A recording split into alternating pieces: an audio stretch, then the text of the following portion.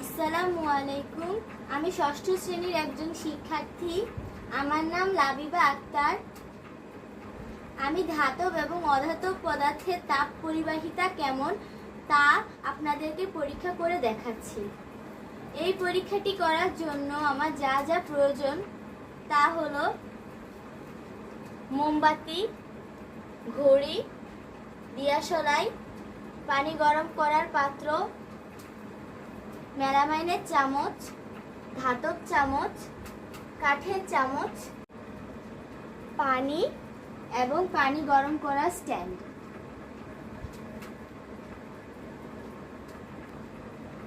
প্রথমে আমি মোমবাতি জ্বালিয়ে নেব।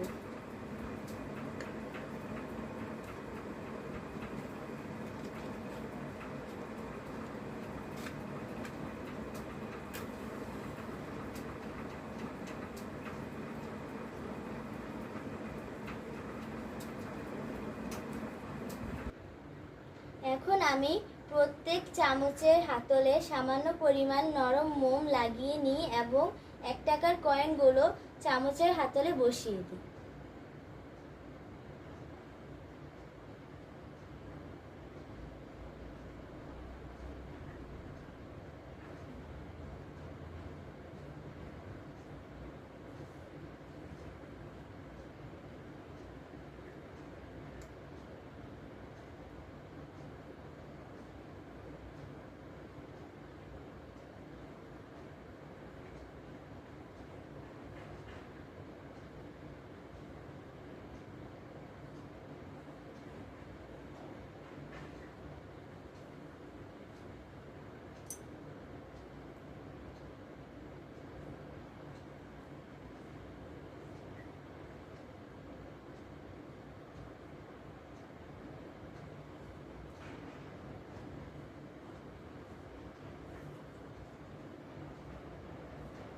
এবার কিছুক্ষণ অপেক্ষা করি।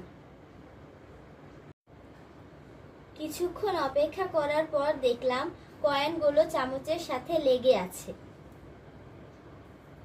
স্ট্যান্ডে একটি পাত্রে পানি নিই।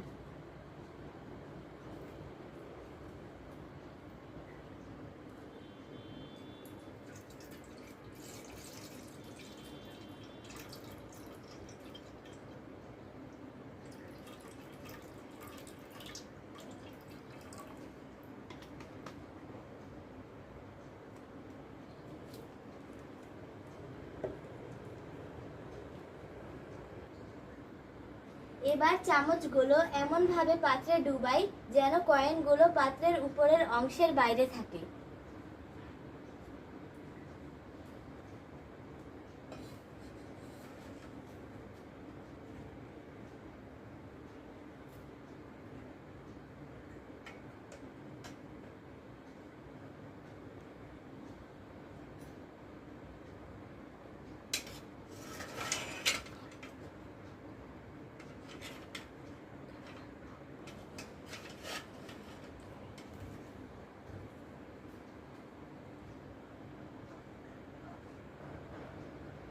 তারপর মোমবাতি জ্বালিয়ে পাত্রে কিছুক্ষণ তাপ দিতে থাকি।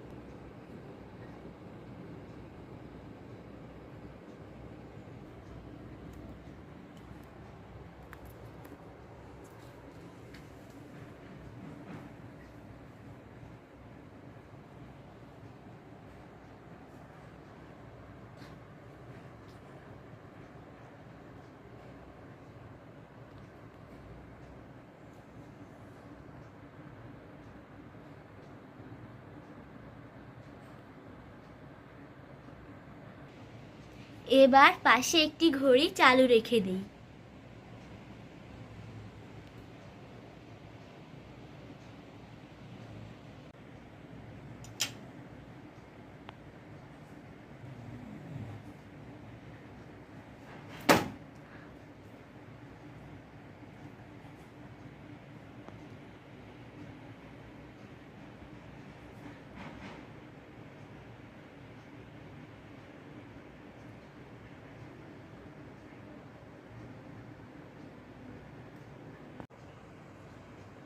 পর্যবেক্ষণ করে দেখি ধাতব চামচ হতে কয়েনটি আলাদা হতে 10 মিনিট সময় নিয়েছে।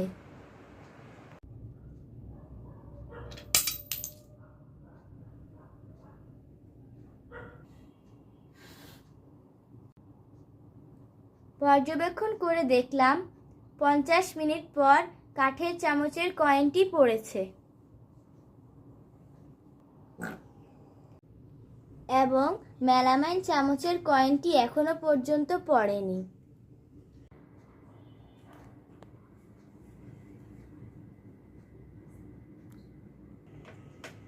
পরিশেষে বলতে পারি ধাতব পদার্থের তাপ পরিবাহিতা বেশি।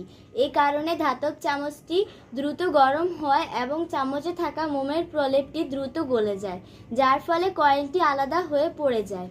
তাই আমরা বলতে পারি কাঠের চামচ ও মেলামাইন চামচের তুলনায় ধাতব চামচের তাপ পরিবাহিতা বেশি। ধন্যবাদ।